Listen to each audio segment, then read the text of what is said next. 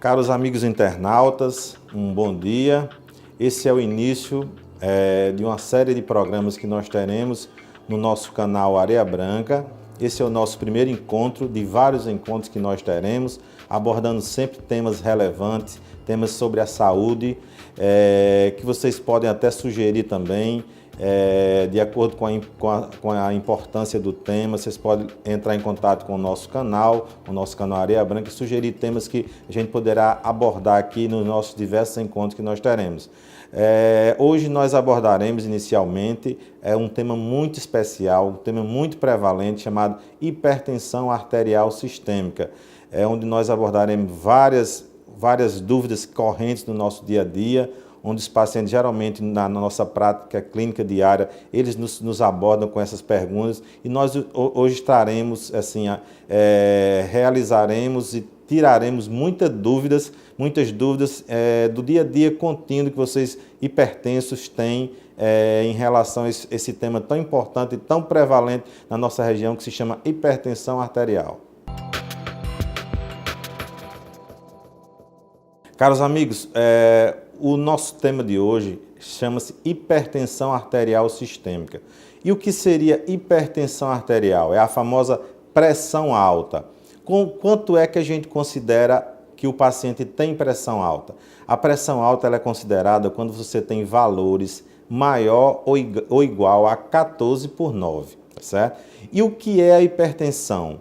A hipertensão ela é caracterizada por uma elevação, por um aumento e uma sustentação, ou seja, uma permanência de valores da pressão acima ou igual a 14/9. Ou seja, se sua pressão está maior ou igual a 14/9, você já pode se considerar um hipertenso. E quais são os fatores de risco para hipertensão? O que é que eu tenho que evitar para não chegar a ser hipertenso? No caso, os fatores de risco para hipertensão seria o excesso de peso, que é a obesidade, que é um aumento crescente na nossa população brasileira, o aumento do ganho de peso. Hoje, praticamente mais de 30% da nossa população brasileira está ou obesa ou com sobrepeso. Ingestão de sódio, a nossa região aqui, como a região salineira, o uso de sódio abusivo é muito alto, acima do permitido pela OMS, que é de 2 gramas por dia. O uso abusivo de álcool, seja de que forma for, de forma fermentada ou de destilada. O excesso de álcool ele é um dos fatores de risco para aumento da hipertensão arterial.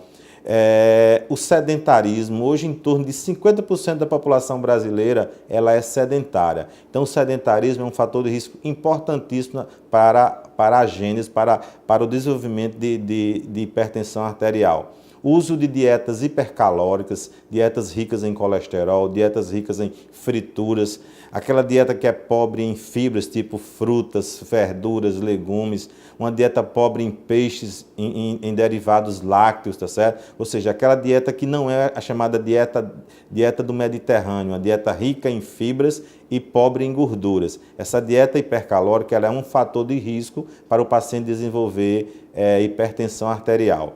Além disso, a circunferência abdominal, principalmente em homens, é um fator de risco também para a elevação da hipertensão arterial, para o aumento da hipertensão arterial. E a própria idade hoje, cerca de 60% da população de hipertensos são idosos. Hoje nós temos 32,5 milhões de brasileiros hipertensos. E 60% desses 32,5 milhões de brasileiros, eles são idosos. Hoje nós haveremos de convir que a população brasileira envelheceu muito. Hoje a média expectativa de vida da população brasileira ela gira em torno de 74 anos, bem aquém dos anos 60, 70, onde ela chegou até a 45, 50 anos de idade. Então hoje a população morre muito de doenças cardiovasculares. As doenças cardiovasculares ela é a primeira causa de morte no Brasil e a primeira causa de morte também no mundo. Muita gente acha que a fome mata mais do que o excesso de comida, mas é o contrário. O excesso de comida hoje mata mais do que a fome. Você tem uma ideia, em torno de a cada minuto morre uma pessoa no mundo por excesso de comida, tá certo? Então, a facilidade que a gente tem acesso hoje à alimentação gera um excesso de peso, que que geram a obesidade, que consequentemente levam a diabetes mellitus, tá certo? Que é uma doença que anda paralelamente à hipertensão arterial, e essa diabetes mellitus causa suas consequências maiores, que são as complicações maiores, ou seja, o acidente vascular cerebral, o infarto agudo do miocárdio, as doenças renais crônicas, as doenças vasculares arteriais obstrutivas, as doenças da retina, tá certo? Então, além da hipertensão, a hipertensão geralmente ela anda ladeada de uma série de patologias que causam comorbidades nos pacientes, ou seja, causa insuficiência cardíaca, causa lesão de órgão-alvo, ou seja, crescimento do coração. E como é que a gente consegue controlar essa hipertensão arterial? A gente costuma dizer que a hipertensão arterial ela é controlada de acordo com um tripé, ou seja, mudança no estilo de vida, você corrigir os fatores de risco que você tem. Se você está com obesidade ou sobrepeso, você vai corrigir o seu sobrepeso. Se você está ingerindo álcool em excesso, você vai ou evitar a ingestão de álcool ou usar o álcool moderadamente. Se você está com dislipidemia, que é a elevação do colesterol, do triglicerídeo, você vai corrigir esses lipídios, essas gorduras que estão em excesso. Se você está usando o cigarro, se você é tabagista, ou você vai abandonar o tabagismo, ou de preferência diminuir incessantemente esse tabagismo, já que o tabagismo ele é um fator de risco importantíssimo, não só para hipertensão, como também para aterosclerose, infarto e AVC.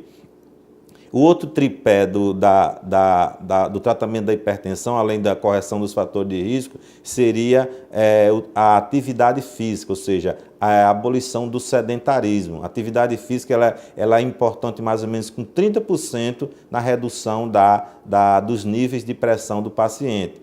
E o segundo, o terceiro base do tripé seria o tratamento medicamentoso, onde você vai utilizar um medicamento de acordo com a orientação do seu médico, baseado nas suas condições financeiras, nas suas condições estruturais. Por exemplo, tem certos medicamentos que o diabético não pode tomar, tem certo medicamento que o homem não pode tomar, porque pode causar impotência sexual, tem certo medicamento que a mulher não pode tomar, porque pode causar malformação fetal. Então, o seu médico irá prescrever um medicamento que vai se encaixar dentro do seu perfil. Então, a hipertensão, como eu falei a vocês, é uma doença altamente prevalente, com consequências catastrófica, porque a principal causa de mortalidade hoje no Brasil são as doenças cardiovasculares, tá certo? Principalmente por acidente vascular cerebral isquêmico.